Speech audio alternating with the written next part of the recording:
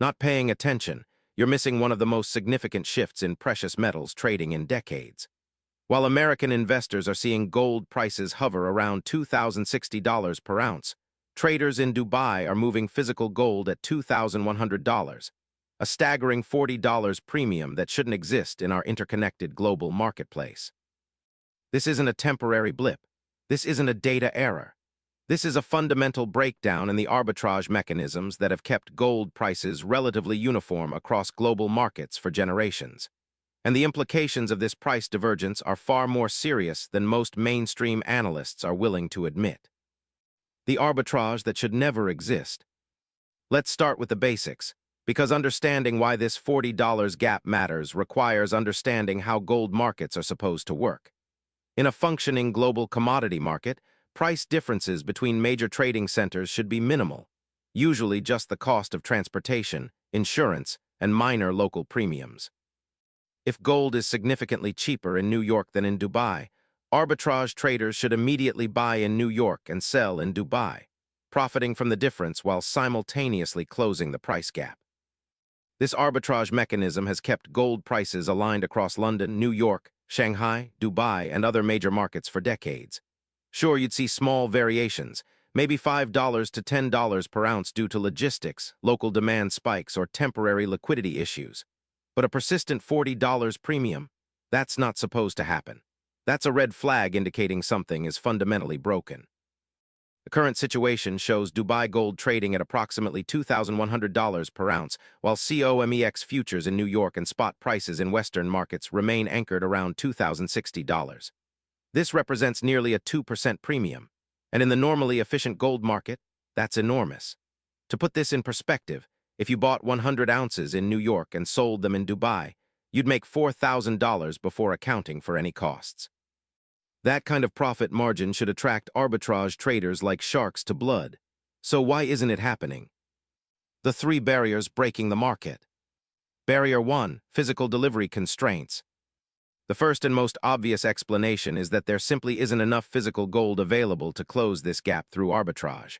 While paper gold, futures contracts, ETFs, and derivative products can be created almost infinitely, physical gold bars must be mined, refined, transported, and stored.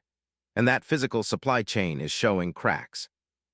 Reports from industry insiders suggest that major refineries are operating at capacity, with wait times for newly minted bars extending weeks or even months beyond normal schedules. Swiss refineries, which process a significant portion of the world's gold, have indicated that demand for physical bars has exceeded expectations, creating bottlenecks in supply. But here's where it gets interesting. The bottleneck isn't just about total global supply, it's about the distribution of that supply. Western vaults and dealer inventories appear adequate on paper, but the gold in these locations isn't easily mobilized for international arbitrage. Why? Because much of it is already allocated, spoken for, or held in structures that make rapid redeployment difficult. Meanwhile, Eastern demand, particularly from Dubai, which serves as a major hub for gold flowing into Asia and the Middle East, has remained intense. Dubai isn't just a destination market, it's a gateway. Gold flowing through Dubai often continues to India, where wedding season and festival demand create consistent buying pressure, or to other parts of Asia where gold serves as a store of value in ways that Western financial culture has largely forgotten. Barrier 2, the COMEX paper mechanism. The second barrier is more controversial but potentially more significant: the structure of Western gold markets themselves, particularly the COMEX futures exchange. The vast majority of gold trading in Western markets occurs not in physical metal, but in paper derivatives, futures contracts that represent claims on gold but rarely result in actual delivery. On COMEX, participants can trade gold contracts representing 100 ounces each. Most traders have no intention of taking physical delivery. They're speculating on price movements or hedging other positions. At contract expiration, the overwhelming majority settle in cash rather than metal. This creates a system where paper claims on gold far exceed the physical metal available to back those claims. In normal times, this works fine. As long as only a small percentage of contract holders demand physical delivery, the system maintains its integrity. But when physical demand spikes, as it appears to be doing now, the system shows strain. delivery delays extend, premiums for physical metal over paper prices emerge, and participants begin to question whether the paper price truly reflects the supply-demand dynamics of actual physical gold. The $2,060 price you see quoted in Western markets is predominantly a paper price, the price at which futures contracts and ETF shares trade. The $2,100 price in Dubai is a physical price, what people actually pay to take possession of metal. This divergence suggests that the paper market may be understating the true scarcity of physical gold. Barrier 3. Regulatory and banking restrictions. The third barrier is the least discussed, but potentially most important. The increasing difficulty of conducting large-scale international gold arbitrage due to banking and regulatory constraints. Moving significant quantities of gold across borders requires banking relationships, insurance, secure logistics, and navigation of various regulatory frameworks. In recent years, international banking compliance requirements have intensified dramatically. Anti-money laundering regulations, know your customer requirements, and sanctions enforcement have made banks increasingly cautious about facilitating precious metals transactions, particularly those involving international flows. What was once a straightforward process, wire transfer funds, purchase gold, arrange insured shipping, sell at destination, now involves extensive documentation, compliance reviews, and potential delays. Some international banks have reduced or eliminated their precious metals trading desks entirely, viewing the regulatory risk and compliance cost as not worth the business. This reduction in market-making capacity means fewer participants able to conduct efficient arbitrage, which in turn allows price discrepancies to persist longer than they otherwise would. The Dubai advantage, why this market matters. To understand why Dubai specifically shows this premium, you need to understand Dubai's unique position in global gold markets. Dubai isn't just another trading center. It's the physical distribution hub for gold flowing from refineries to end consumers across a massive geographic region. The Dubai Gold Souk, one of the world's largest physical gold markets, sees billions of dollars in transactions annually. But Dubai's importance extends far beyond retail. The Emirate serves as a major re-export center, with gold arriving from Swiss and other refineries before being distributed to India, other Middle Eastern nations, and parts of Africa and Asia. This position as a physical distribution hub means Dubai prices reflect real, physical supply and demand dynamics without the dampening effect of paper market leverage. When jewelers in India need gold, they're buying physical metal through Dubai. When wealthy families in the Gulf want to diversify assets into gold, they're buying physical bars from Dubai dealers. This demand is real, immediate, and cannot be satisfied with paper promises. The Dubai premium, therefore, tells us something crucial. Physical gold is genuinely scarce relative to demand at current prices, even if paper markets don't yet fully reflect this reality. The China connection, a parallel market. Dubai isn't alone in showing premiums above Western paper prices. Shanghai gold markets have periodically traded at substantial premiums to London and New York, sometimes exceeding $20.30 per ounce. This Shanghai premium has been documented and studied extensively, attributed to Chinese capital controls, import restrictions, and strong domestic demand. But the simultaneous emergence of significant premiums in both Dubai and Shanghai markets suggests something broader, a global physical gold market that's increasingly decoupling from Western paper gold markets. These aren't isolated local phenomena. They're symptoms of a structural shift in how gold trades globally. China's approach to gold is fundamentally different from the West's. While Western central banks have been net sellers or neutral on gold for decades, China has been a consistent accumulator, both at the state level through People's Bank of China purchases and at the individual level through strong household demand. This philosophical difference about gold's role in wealth preservation creates persistent buying pressure that Western paper markets struggle to price accurately. The connection between Dubai and Chinese demand is direct. Much of the gold flowing through Dubai ultimately serves markets with strong ties to Chinese consumers and investors, whether in Southeast Asia, where Chinese diaspora communities maintain strong gold buying traditions, or through direct channels to mainland China itself. The industrial demand factor, the quiet revolution. While much attention focuses on investment demand for gold, An understated factor in current market dynamics is industrial and technological demand, particularly from the Middle East and Asia. Gold isn't just a store of value. It's an essential material in electronics, medical devices, and increasingly advanced technological applications. The Gulf states, including the UAE where Dubai is located, are investing heavily in technology infrastructure and advanced manufacturing. Saudi Arabia's Vision 2030, UAE's economic diversification initiatives, and similar programs across the region are driving demand for gold in industrial applications. These uses require physical metal, not paper derivatives, and they're price inelastic. Manufacturers need the gold regardless of price, within reason. Similarly, India's growing electronics manufacturing sector, part of broader economic development, increases gold demand for industrial purposes beyond the country's traditional jewelry and investment uses. This industrial demand creates a floor under physical prices that paper markets may not adequately capture. The currency factor, dollar dynamics, and regional hedging. Another crucial element in understanding the Dubai premium is currency dynamics. Gold is typically priced in US dollars globally, but currency exchange rates, local inflation, and regional economic conditions create varying relative prices in local currency terms. The UAE dirham is pegged to the US dollar, so direct currency effects are minimal in Dubai itself. However, Dubai serves customers from across a region with diverse currency situations.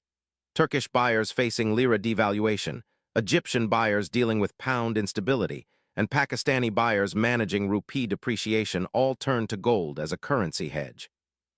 This regional demand concentrates in Dubai due to its position as a reliable, liquid market with strong rule of law and property rights protection. When emerging market currencies weaken, physical gold demand in dollar terms often rises as holders in those countries seek to preserve wealth. This demand expresses itself in markets like Dubai that serve these populations, potentially creating premiums over Western paper markets, where such currency hedging demand is less prominent. The vault question, where is the gold? A fundamental question underlying the Dubai premium is simple. Where is the world's gold, and how easily can it move? While total above-ground gold stocks are enormous, estimated at approximately 200,000 tons accumulated over human history, the portion available for trading at any given moment is far smaller. Significant gold holdings are locked in central bank reserves, where they serve monetary reserve functions and rarely enter commercial markets. More gold sits in jewelry form, where it's outside the investment market unless and until owners decide to sell. ETF holdings represent another category, physically backed but administratively complex to mobilize for international arbitrage. What's available for commercial trading is primarily held by bullion banks, refineries, dealers, and mints. Reports suggest this commercially available inventory has been declining relative to demand, creating tighter physical markets. When Dubai buyers want gold, they need metal from this limited commercial inventory, and if that inventory is constrained, premiums emerge.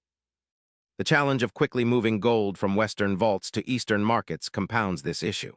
While gold is highly portable for its value, moving significant quantities still requires logistics, security, insurance, and time. A persistent premium suggests this logistical arbitrage isn't happening fast enough to equalize prices, which raises questions about whether Western commercial inventories are as deep as officially reported. The futures market warning sign. For decades, gold futures markets have functioned as price discovery mechanisms, with physical markets following futures prices. The emergence of persistent physical premiums over futures prices represents a potential inversion of this relationship, a warning sign that futures markets may be losing their price-setting authority. When physical gold trades at sustained premiums over futures, it suggests market participants are questioning whether futures contracts represent reliable claims on physical metal. This questioning erodes the fundamental basis of commodity futures markets, the assumption that futures contracts are economically equivalent to the physical commodity because of guaranteed deliverability. If this confidence erodes sufficiently, we could see accelerating divergence between paper and physical prices, with physical markets establishing their own price discovery mechanism independent of futures exchanges. Such a development would represent a fundamental restructuring of global gold markets, with unpredictable consequences. The banking system stress signal. The Dubai premium also serves as a potential indicator of stress in the international banking system. Gold has historically functioned as a reserve asset and settlement medium between international banks, particularly in times of monetary uncertainty. When physical gold premiums rise in major trading centers, it can signal that banks or large institutions are seeking to increase physical holdings as a hedge against financial system risk. Middle Eastern sovereign wealth funds and central banks are sophisticated financial actors with extensive resources and information. If these institutions are willing to pay premiums for physical gold, it suggests their risk assessment may differ from the prevailing Western financial narrative of stability and recovery. These actors may perceive risks in the international monetary system that aren't fully reflected in other asset prices. Historical precedents, when markets split before. The current situation isn't entirely unprecedented. During periods of high monetary stress, gold markets have experienced significant regional price variations before. In the 1960s, as the Bretton Woods system came under strain, the London Gold Pool was established specifically to suppress gold prices in private markets, while official exchange rates remained fixed. When that mechanism eventually failed, gold prices surged, and formal links between gold and currency values ended. During the 2008 financial crisis, physical gold premiums over paper prices emerged temporarily as buyers sought tangible assets. However, these premiums were generally smaller and shorter-lived than current levels. In 2020, during the initial COVID-19 market disruption, gold futures briefly traded at discounts to spot prices, the inverse of normal relationships, due to delivery complications and market dysfunction. That situation resolved once logistics normalized. The current Dubai premium differs from these precedents in its persistence. This isn't a brief market dislocation resolving in days or weeks. It's an ongoing condition suggesting structural rather than temporary factors. What this means for average investors. For individual investors, the Dubai premium carries several implications. First, it suggests that physical gold may be genuinely scarcer than paper market pricing indicates. If you hold physical gold or are considering purchasing it, you may be holding an asset whose paper market price understates its true value in physical form. Second, the premium indicates potential upside if paper markets eventually adjust to physical market realities. If the $2,100 Dubai price better reflects physical supply-demand balance than the $2,060 paper price, the paper price may need to rise to close this gap. Third, the situation highlights the difference between holding physical metal versus paper gold products like ETFs. While ETFs offer convenience and liquidity, they trade at paper market prices. Physical metal, particularly in forms that can be easily sold internationally, may command premiums during periods of physical scarcity. Fourth, the Dubai premium serves as a warning signal about potential monetary system stress. While not proof of imminent crisis, it's the kind of price anomaly that tends to emerge when sophisticated actors perceive risks that aren't yet widely recognized. The scenarios ahead. Looking forward, several scenarios could explain how this situation resolves. Scenario 1. Paper catches up to physical Western paper markets, eventually recognize physical scarcity and prices rise to eliminate the premium. This would represent a significant gold price increase and validate the signal the Dubai premium is currently sending. Scenario 2. Physical supply increases accelerated mining production, scrap flows, or seller liquidation increases physical availability, allowing premiums to collapse back toward normal levels. This would suggest current physical scarcity is temporary rather than structural. Scenario 3. Market decoupling. Physical and paper markets increasingly diverge, establishing separate price discovery mechanisms. This would represent a fundamental restructuring of gold markets and potentially broader implications for commodity derivatives. Scenario 4. Regulatory intervention. Authorities intervene to address market dysfunction, potentially through measures affecting deliverability, position limits, or international gold flows. Such intervention could suppress premiums but might not address underlying supply-demand imbalances.